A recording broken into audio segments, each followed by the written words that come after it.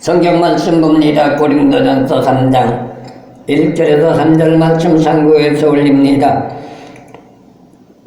형제들아, 내가 신령한 자들을 대함과 같이 너희에게 말할 수 없어서 육신에 속한 자 곧 그리스도 안에서 어린아이들을 대함과 같이 하노라. 내가 너희를 저주로 모이고 밥으로 아니하였노니 이는 너희가 감당치 못하였음이거니와 지금도 못하리라. 너희가 아직도 육신에 속한 자로다. 너희 가운데 시기와 분쟁이 있으니 어찌 육신에 속하여 사람을 따라 행함이 아니리요. 아멘. 오늘 성경 말씀 고린도전서 3장 1절에서 3절 말씀. 사도 바울은 고린도 교인들에게 예수 믿는 신앙인들의 삶의 생활에서 두 가지의 부류를 말해주고 있습니다. 하나는 오늘 성경 말씀에서 말한 것처럼 육신에 속한 자를 말하고, 하나는 진정한 진리 말씀에 변화되어 하나님의 뜻을 생명 걸어가며 살아가는 영적인 사람을 말해주고 있습니다. 그런데 오늘 본 말씀에서 사도 바울은 고린도 교회를 책망하듯이 말합니다. 영적에 속한 사람이 아니라 육적인 사람들이라고.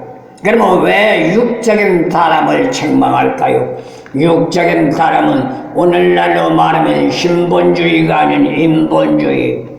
다시 말하면 오늘날 현 시대 학문적으로 말하면 형이하학적인 인간 사고를 가지고 예수를 믿는 사람들을 말합니다.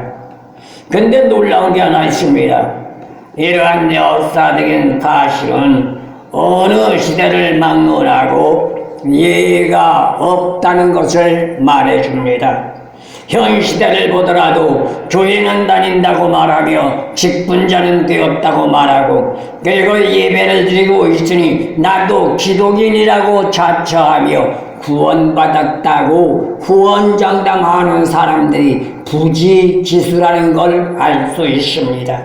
그러나 외적인 모양새는 믿는 자와 같이 보일지는 모르지만 실제적인 신앙의 삶의 생활을 보면 너무나도 진리와는 거리가 먼 자들이라는 것을 알 수가 있습니다. 그렇다면 기독교의 진정한 본질의 목적은 뭘까요? 세상을 따라 부귀영화 명예권세를 추구하는 것이 아니라 힘들고 어려워도 고통스럽고 괴로워도 내 생각, 내 방법, 내 뜻이 맞지 않는다 할지라도 하나님의 진리에 입각한 삶으로 구원받고 천국 가는 것이 진정한 기독신앙의 근본적인 본질이요 근본적인 목적이라고 말할 수 있습니다.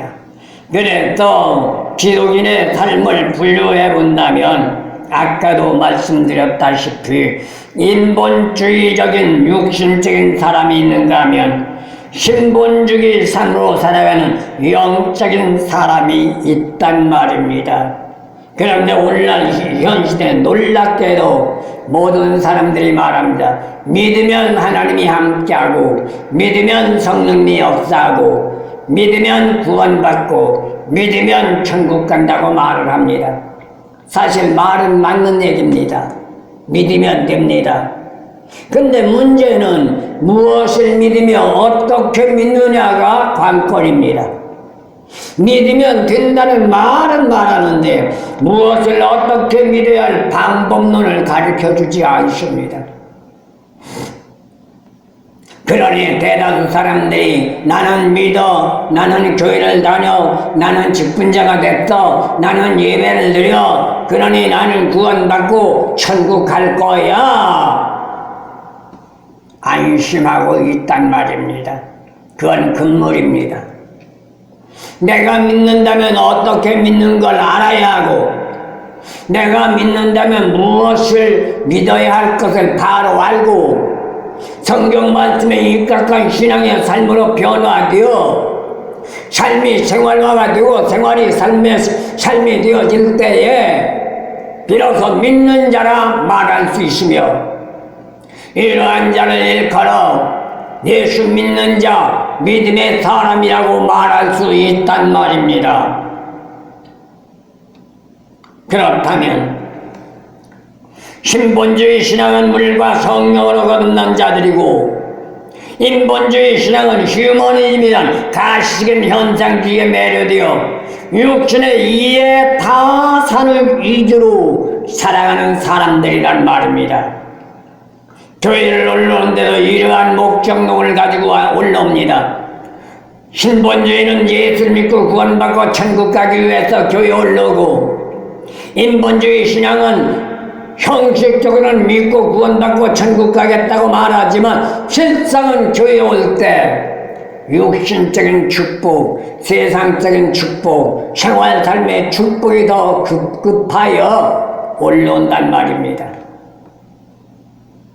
그러니까 교회 올라와 기도하는 모습을 보더라도 예수 믿고 천국 가기 위하여 하나님의 뜻 따라서 말씀을 다 헌신과 봉사 충성을 다하며 생명을 걸고라도 죽고 사는 걸 아버지 앞에 맡기고 아버지 뜻대로 살아가길 원하여 기도하는 사람이 있는가 하면,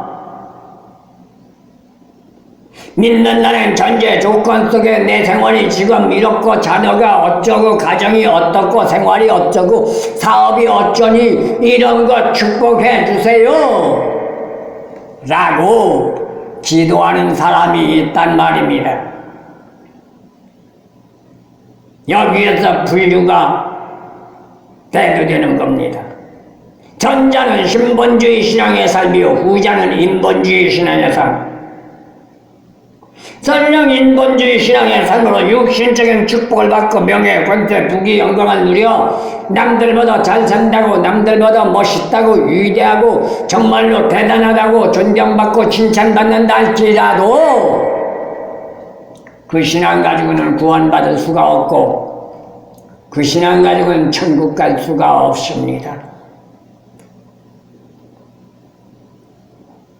구태의 이유를 말한다면 육신주의는 생명구원보다는 현세의 안일과 안욕에 대한 욕망으로 일관하는 자들이기 때문입니다.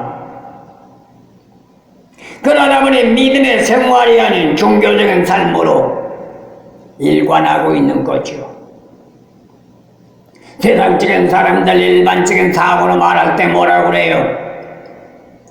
기독인도 믿는다고 말하고 천주교인도 믿는다고 말하고 불교인도 믿는다고 말하고 무당들도 믿는다고 말합니다. 믿음이란 단어는 똑같이 사용합니다. 그런데 그 믿음의 단어도 외형적인 모습은 똑같을지 모르지만 실제적으로는 분리되어져 있다는 것 우리는 잊지 말아야 되는 줄로 믿습니다. 그렇다면 믿음의 삶인 기독적인 삶과 종교적인 생활은 현저하게 다를 수밖에 없으니 육신주의에서 오는 폐단을 우리는 생각해 봐야 하는데, 왜냐하면 오늘 본 말씀 사도 바울은 책망합니다. 육신에 속한 자들을 하나님의 영광을 위한 신본주의 삶을 사는 영적인 사람을 책망하는 것이 아니라 믿는다고 말하며 교회는 다닌다고 말하며 신앙적인 생활을 산다고 말하며 말씀을 안다고 말하지만 육신주의 생활의 삶에 얽매여 있는 자들을 책망하고 있단 말입니다. 그렇다면 왜 책망을 할까요? 육신적인 삶은 세속주의자이기 때문에 책망을 받습니다. 이는 주체적 진리를 추구하는 실존주의 이고이즘 체제에서 벗어나지 못하고 있기 때문입니다. 일명 에그지스텐 리얼리즘이라고 하는데 인간 자신의 계획과 인간 자아가 추구하는 것을 실현하고자 하는 실존적인 삶의 생활을 말하는 겁니다. 오늘날 대다수가 여기에 속하고 있습니다. 자기가 생각하고 자기가 경험하고 자기가 원하고 자기가 바라는 것 이루고자 교회에 다니고 믿는다고 말하고 예배드린다고 말하고 헌신과 봉사와 충성과 희생한다고 말합니다. 그러나 진정한 기독교 신앙은 그러한 것을 배제하고, 다시 말하면 나의 생활 삶과는 상관없이 오직 하나님의 영광을 위하여 하나님의 뜻대로 하나님의 말씀대로 하나님의 진리대로 살아가기 위하여 사도 바울의 말처럼 매일같이 자기를 처사 복종시키며 물과 성령으로 온다고 옛것을 벗어버리고 새로운 피조물이 되어 말씀하던 생활화가 되어 나가도록 하기 위하여 기록하는 삶을 기독인의 삶이라고 말하고, 그러한 사람을 믿음의 사람이라고 말할 수 있다는 겁니다. 그러니 인본주의 육신적인 신앙의 삶은 기독적인 삶과는 거리가 먼 것이죠. 육신주의는 성령의 역사과 거리가 먼 생활의 삶이기 때문에 믿는다고 말한다 할지라도 성령님의 도움을 받을 수 없습니다. 성령님의 도움을 받지 못하면 그의 신앙은 헛수고에 불과한 겁니다. 그는 심각한 문제가 아닐 수 없습니다. 믿음이란 인간적인 사고와 견해에서 빚어진 산물이 아니기 때문에 성령의 역사심에 따라 성립되어가는 형이사학적인 체제로 하나님으로부터 선물받은 믿음의 생활, 선물받은 신앙의 생활이란 말입니다. 그렇다면 믿는다고 말하면서 교회는 다니고 직분장은 되어 예배는 드리고 있다 할지라도 계시록 3장 1절 말씀처럼 살아있는 자 같으나 실상은 죽은 자요. 그렇다면 하나님은 어떤 분이냐? 마태복음 22장 32절 말씀 나가볼 때 살아있는 자 같으나 실상은 죽은 자라면 하나님과는 관계가 없습니다. 왜 그럴까요? 하나님은 죽은 자의 하나님이 아니라 산 자의 하나님이기 때문입니다. 살아있는 자만이 하나님과 관계 성립을 이룰 수 있단 말입니다. 교회를 다닌다고 하나님의 관계가 이루어지는 게 아닙니다. 믿는다고 해서 관계가 이루어지는 것이 아닙니다. 안다고 배웠다고 들었다고 깨달았다고 직분자가 되었다고 하나님과 관계가 되는 게 아닙니다. 내 생명이 살아나야 합니다. 죽었던 내가 성령의 역사하심에 도움을 받고 예수의 생명으로 환원되어 살아난 자가 되어질 때 비로소 아버지 하나님은 나의 아버지가 될 수 있다는 겁니다. 만약에 그렇지 않으면 하나님의 뜻을 거역하고 있는 겁니다. 물과 성령으로 변화되지 않았으니 생각하는 자체가 죄악된 사고와 견해로 육신적일 수밖에 없는 것이고, 말은 믿는다고 말하지만 종교적인 삶에 불과하니 기독인이라고 말할 수 없는 겁니다. 갈라디아 5장 19절에서 21절 말씀 볼 때 이러한 삶이 이루어졌을 때 비로소 복된 자가 될 수 있다는 것, 저와 여러분들은 잊지 마시기를 소원합니다. 이러한 신앙의 삶이 되지 않고는 예수님이 우리에게 천명한 말씀처럼 마태복음 5장에서 말씀하신 것처럼 빛과 소금의 사명을 감당할 수 없단 말입니다. 더욱이 믿는 자로서 광야에 외치는 소리는 들 수가 없을 뿐만 아니라 이사야서 56장 10절에서 이사야 선지자가 말하는 것처럼 설령 사명자라 할지라도 벙어리 개밖에 되지 않는다는 것, 우리는 잊어서는 안 되는 줄로 믿습니다. 그리고 또 한 가지가 있다면 믿음의 삶은 변화된 삶이라는 것 알아야 합니다. 내가 나를 압니다. 하나님이 나를 압니다. 보는 사람도 나를 압니다. 믿음에 이끌던 삶으로 살아가는 삶은 저 사람이 어떤 삶을 사느냐에 따라서 저 사람이 믿음의 사람이다 아니다를 알 수 있단 말입니다. 하지만 이러한 삶의 생활로 들어간다는 것 말처럼 쉬운 것은 아닙니다. 왜냐하면 본질적 근본 원리의 잘못부터 청산해야 합니다. 에가서 3장 39절 말씀 볼 때 자신의 불성실한 결과에서 벗어나야 한다는 겁니다. 근데 그게 쉽지 않습니다. 목사가 되었던 능력자가 되었던 성령을 받아 기적과 이적을 행한다 할지라도 인간 자신의 본질적 죄악된 근성을 벗어버린다는 건 쉽지 않단 말입니다. 하나님의 역사심과 성령의 도움이 없이는 해결할 수 없는 게 우리 인간 삶의 구습이요 습성인 겁니다. 그래서 요한복음 20장을 통해서 예수님도 말씀하셨습니다. 성령을 받으라. 성령 받지 않으면 변화될 수 없습니다. 깨달았다고 되는 게 아니고, 깨달았다면 방관만 하지 말고 불성실했던 삶을 철저하게 자아 성찰로 이사야 59장 2절 말씀처럼 단절된 관계의 성립을 회복시켜 나갈 줄 알아야 합니다. 그 과정은 무릎 꿇고 기도하며 자신을 찾아 복성시키며 살고한 말처럼 매일같이 죽는 길밖에 없습니다. 그러기 위해서 먼저 우리가 알아야 할 게 있습니다. 그게 뭘까요? 육신에 속한 것이 무엇인가부터 알아야 합니다. 내 육신의 삶이 무엇을 원하고 있는가를 알아야 합니다. 그리고 하나님이 원하는 게 무엇인가를 알아야 합니다. 내 육신에 속한 것이 하나님이 원하는 것에 입이 매든다면 단호하게 버려야 하고 단호하게 잘라내야 합니다. 육신주의는 성령의 역사심과 하나가 될 수 없기에 성령의 역사심에 도움을 받을 수 없습니다. 갈라디아서 5장 17절과 18절 말씀을 생각해 봅니다. 그래서 단절된 상태에서 벗어나야 한단 말입니다. 그러기 위해서 우리는 어떻게 해야 할까요? 첫째, 육신주의로 발생하는 현상이 무엇인가를 알아야 하고, 그리고 에베소 4장 22절 말씀처럼 옛 구습을 벗어버려야 합니다.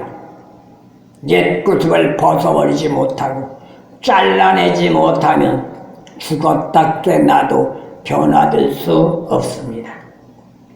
에베소 6장 6절 말씀처럼 눈가림만 하는 포장술책으로 일관한 삶에서 벗어나야 합니다. 오늘날 대다수의 기독인들이 목사가 됐든 성도가 됐든 교회에 올라올 땐 하나같이 천사죠. 근데 교회 문만 박차고 나가보세요. 놀라운 게 뭐예요? 세상 사람보다 더 못하단 말입니다. 이게 뭐예요? 눈가림만은 포장수에 불과하기 때문입니다. 이러한 삶의 생활은 하나님과 관계가 없습니다. 빌립보서 3장 19절 말씀을 볼 때 육신적인 욕망에서 벗어나야 합니다. 육신적인 욕망이 뭐예요? 골로새서 3장 5절 말씀 나올 때 탐욕과 욕망은 우상숭배라고 했습니다. 우상숭배는 하나님이 가장 싫어하는 겁니다. 하나님과 원수가 되는 겁니다. 하나님과 원수가 돼서 어떻게 복받을 수 있으며, 어떻게 구원받을 수 있으며, 어떻게 천국 갈 수 있겠습니까? 그런데 종말론적인 시대가 임박하게 되면 이러한 현상은 더욱이 심각해진다는 겁니다. 어쩌면 오늘날 현 시대가 여기에 속하지 않았는가 생각해봐야 합니다. 그렇다면 마태복음 26장 41절에서 예수님의 제자들에게 말한 것처럼 시험에 들지 않도록 깨어 기도하는 삶이 되어야 합니다. 편안할 때 기도해야 합니다. 안전할 때 기도해야 합니다. 그런데 대다수가 그러지 못하다는 거죠. 그렇다면 육신주의가 가져다주는 문제점이 과연 뭘까요? 이건 생각하지 않는다면 그냥 육신주의에 얽매여 따라갈 수밖에 없습니다. 단순하게 믿는다는 말만 하면서 자신의 생활 삶이 최상이라고 자화자찬하면 아니란 삶으로 일관할 수밖에 없습니다. 이만하면 돼. 내 믿음이 최고야. 나는 구원받았어. 나는 어떤 일이 있어도 문제되지 않아. 자화자찬 속에 빠져있단 말입니다. 이는 위험천만한 발상입니다. 육신주의 삶으로 일관하게 되면 앞뒤가 맞지 않습니다. 말하는 것과 생활이 맞지 않단 말입니다. 이게 사단 마귀의 전술이요, 이게 사단 마귀의 전략이요, 사단 마귀의 술책이라는 말입니다. 앞뒤가 맞지 않는 삶을 산다면 아무리 금상첨화의 신앙의 삶을 산다 할지라도 이미 사단 마귀의 전략과 전술인 술책에 넘어가 버린 자입니다. 그렇다면 내가 믿는다고 말할진대 내 입으로 말씀을 증거했다면 그 말씀의 시종 일관한 삶으로 나가야 하고 상황 여건에 따라 변혁하는 일이 없도록 주력하고 노력하고 애써야 될 줄로 믿습니다. 그렇지 않으면 믿는 자라 말할 수 없습니다. 육신적인 일에 다스는 주판날의 이치의 미혹을 받기 때문에 이사야서 29장 15절 말씀처럼 사명자라는 말은 할 수 있지만 신앙적인 삶이 변질되었으니 이사야서 56장 10절 말씀을 볼 때 신앙이라고 말할 수 없다는 겁니다. 마지막 말씀드립니다. 불성실한 육신주의 결과는 과연 무엇일까요? 참담합니다. 비참합니다. 믿는다는 말은 했습니다. 교회는 다녔습니다. 직분자는 됐습니다. 예배는 되었습니다. 사람들에게 나는 믿는다고 자랑은 했습니다. 그런데 문제가 뭘까요? 불성실한 육신주의의 결과는 예수님과의 생명줄이 끊어졌단 말입니다. 그러니 살아있는 것 같으나 죽어있는 자일 수밖에 없습니다. 눈이 있어도 보지 못합니다. 죽어있는 자는. 입이 있어도 말할 줄 모릅니다. 귀가 있어도 들을 수 없습니다. 이 말은 다른 말로 말하면 산송장이 되어 꾸는 꿈이란 세상적인 휴머니즘이란 이상주의자에 불과한 겁니다. 그러다 보니 믿음의 삶은 자신도 모르는 사이에 변질돼 버렸습니다. 신앙인으로 깨어있기보다 잠자기를 좋아하고 무엇을 말해요? 기도하지 않는단 말이에요. 말씀 보지 않는단 말이에요. 자기가 원하고 바르고 뜻할 때 교회도 올라온단 말입니다. 올라오기 싫으면 안 올라와요. 귀찮으면 안 올라와요. 번거로우면 안 올라와요. 바쁘면 안 올라와요. 이게 죽은 신앙인 겁니다. 옛날 어른들 말씀, 꿈은 꾸지만 비전 있는 희망 있는 예수 안에 축복된 꿈을 꾸는 게 아니라 작두간의 개꿈밖에 꿀 수 없습니다. 그러니 눈앞에 보이는 가시적인 이해 타산에 매료돼서 육신적인 소유욕에 집착하면 짐승만도 못한 처사로 일관할 수밖에 없단 말입니다. 그러니 못한 사람들의 눈살을 찌푸리는 거죠. 오늘날 현 시대가 그렇게 됐습니다. 우리나라 대한민국 기독교는 땅에 떨어졌습니다. 어딜 가도 세상 사람들에게 기독인이 대접받지 못합니다. 면식거리, 천대거리, 핍박거리밖에 되지 않습니다. 이게 오늘날 현실입니다. 왜 그래요? 세상 사람들보다도 더욱이 믿는 자들이 육신주의에 빠져버렸기 때문입니다. 육신주의에 빠져버리면 이사야서 29장 13절에서 14절 말씀 볼 때 삶의 생활이 앞뒤가 맞지 않는다고 했습니다. 이사야서 29장 15절 말씀 나가볼 때 육신주의자는 유익에 매료되어 진리를 뱉어간다고 했습니다. 이사야서 56장에 나가보면 목자들은 세속화돼서 유물론주의로 빠져버리고 만다는 겁니다. 이름하여 이들을 뭐라고 해요? 거짓 목자, 샷군 목자라고 말합니다. 거짓 그리스도인, 샷군이라고 말합니다. 그렇다면 육신주의의 잘못된 신앙과는 무엇일까요? 에스겔서 13장 17절에서 19장 말씀 볼 때 육신주의 신앙에 빠져버리게 되면 탐욕의 노예가 되어버립니다.